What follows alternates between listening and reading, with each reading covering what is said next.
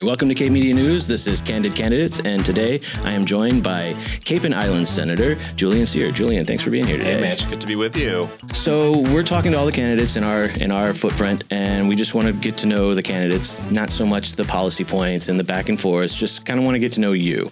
So what can you tell us about Julian? Where are you from, and how did you get your start in politics? So I'm a lifelong Cape Codder. I was born at Cape Cod Hospital. Actually, it's an exciting. The week we're taping this, my sister actually just gave birth at Cape Cod Hospital. Oh, wow. To a little baby girl. So awesome. we're multi-generational Cape Codders. But I grew up in Truro. My family had a seasonal restaurant in Truro. My parents are from suburban Connecticut. My dad moved here in 1974. Got a job at the Red Inn working after Labor Day. He's now celebrating 50 years on Cape Cod. He and my mom raised me and my sister. Opened a small little eatery. It grew into a pretty sizable business that we had for 28 seasons. And I spent more years of my life than anything else I've done to date working in that restaurant, waiting on tables, working behind the line, accommodating wonderful guests, demanding guests, especially in August.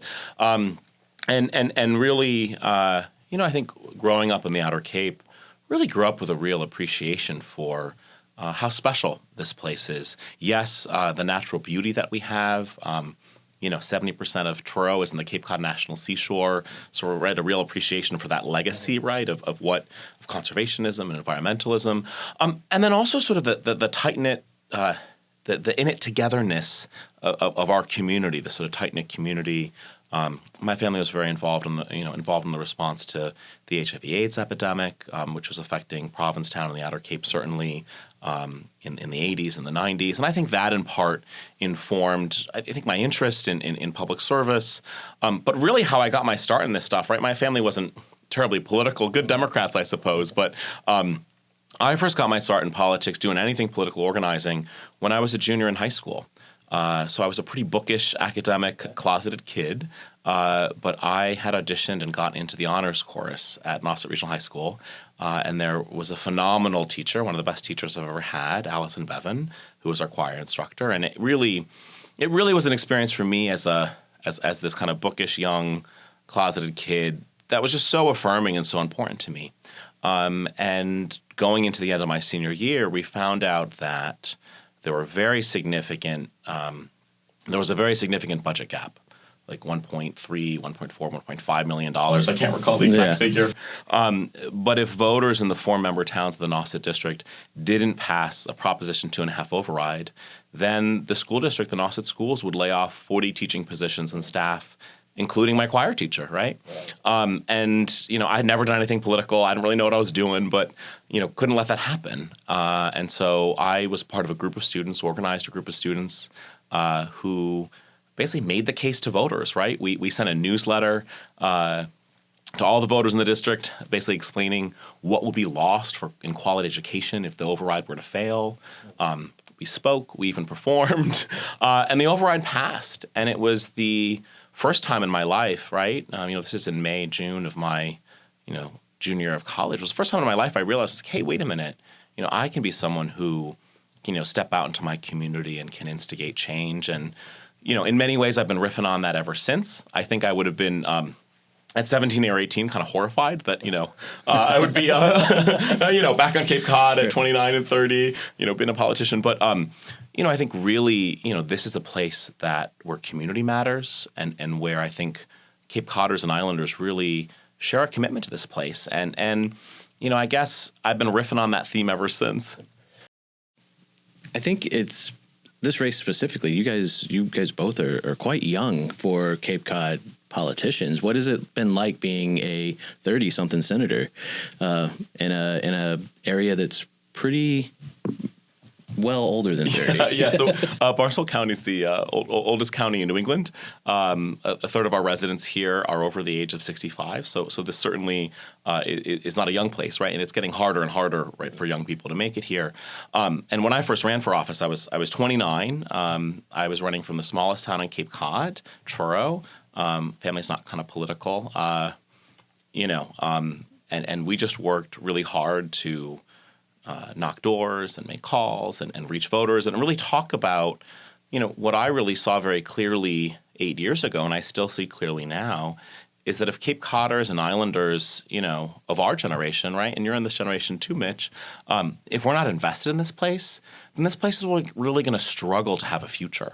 And so I've really been encouraged broadly by what Cape Codders and Islanders of our generation have been able to make happen. I mean, I think most of us either grew up here or have some sort of foothold here with our families here because it's become so prohibitively expensive to make a life.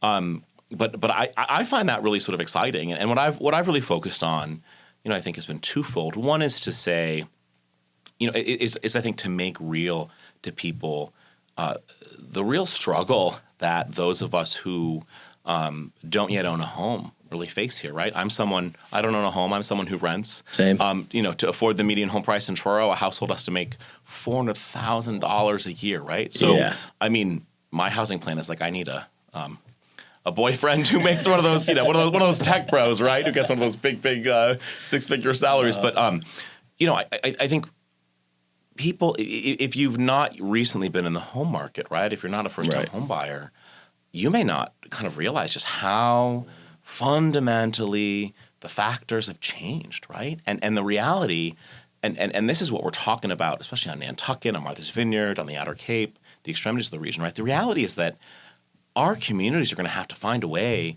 to subsidize housing for folks, not just who are low income, right? But for almost all year-round working people across the income spectrum. That's what we're talking about in Nantucket, right? So one, I've been trying to sort of make that real to older constituents in part who may not realize how difficult this is. And the other thing I've really sought to do is stay focused on, the needs of Cape Codders and Islanders, which certainly includes a focus on the needs of older adults.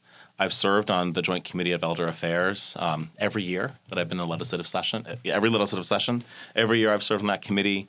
The Governor Healy, just signed into law a long-term care reform bill, which we've been fighting to get done for years and years.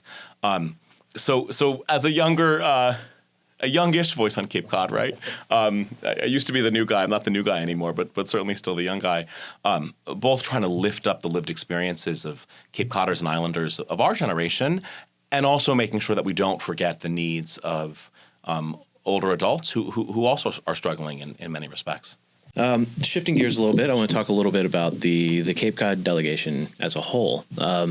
Given the state of national and even state politics, it's odd to have people from both sides of the aisles working so well together. What's the secret? Well, I don't think it may perhaps be odd today, right? But it shouldn't be an oddity, right? This is what our government should be doing, and I really. I really feel and owe a real debt of gratitude to the folks that I've served with in this delegation who've gone before, right? People like Sarah Peake, like Randy Hunt, like Tim Whalen, like Cleon Turner, right? All who really kind of established this ethos in the Cape and Islands delegation of saying, hey, wait a minute, there's only 8 of us on Beacon Hill out of the 200 legislators. If we're not hanging in together, working, across party lines, across geographic boundaries, we're not going to get anything done, right? And that was something I learned early on and really feel grateful for, right? I was first elected in 2016, which was, the start of, this whole very, not the start, but the sort of epitome of this very toxic nastiness that we've seen in our national politics. And, look, I've worked with Democrats and Republicans to deliver big things for Cape Cod, and this has been a recipe for success. When we were trying to figure out how do we come up with the tens of millions of dollars to help our communities address the wastewater crisis we have, clean up our estuaries and embayments, right? Build sewers that we know we know for decades that we've needed to do, right? We basically came up with the Cape Cod and Islands Water Protection Fund that we came up with jointly. That was part of a broader vote that most Republicans didn't support in the House of Representatives, but the Republican members from the Cape and Islands voted in favor with us, right, to establish the Cape Cod and Islands Water Protection Fund, which puts a 2.75% surcharge on room occupancy, short-term rentals, and traditional hotels and motels. And taking that money to go subsidize our wastewater projects. 4 years in to date, this thing has been a bigger success than we ever even dreamed it could be. In its first 4 years, $204 million in other people's money, right, revenue generated from our visitors, has gone to 8 towns across the region for their wastewater projects. Right, the sewer in Yarmouth, right, 25% of that cost is going to be paid for by the Cape and Islands Water Protection Fund. In Dennis just had a very big historic vote right at town meeting. 25% of that is from the Cape Cod and Islands Water Protection Fund, right?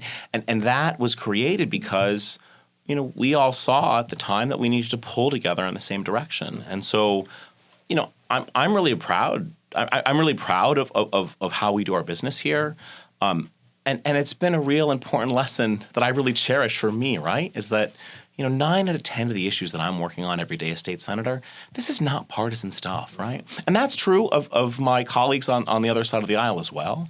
And so, look, we'll have our disagreements in certain areas, but in the vast majority of instances, we can be pulling in the same direction, right? Pulling at the same oar. And I think we've really delivered for Cape Codders and for Islanders with that approach. And I'm really proud of that. Well, all right. Julian, thank you so much for sitting down with us today, and we look forward to having you back in the studio. So glad to be here, and thank you as well for, asking some, less of the just like, okay, what do you want to do with this? What do you want to do with that, right? Making it real for folks. Right. And, being a real voice in our community.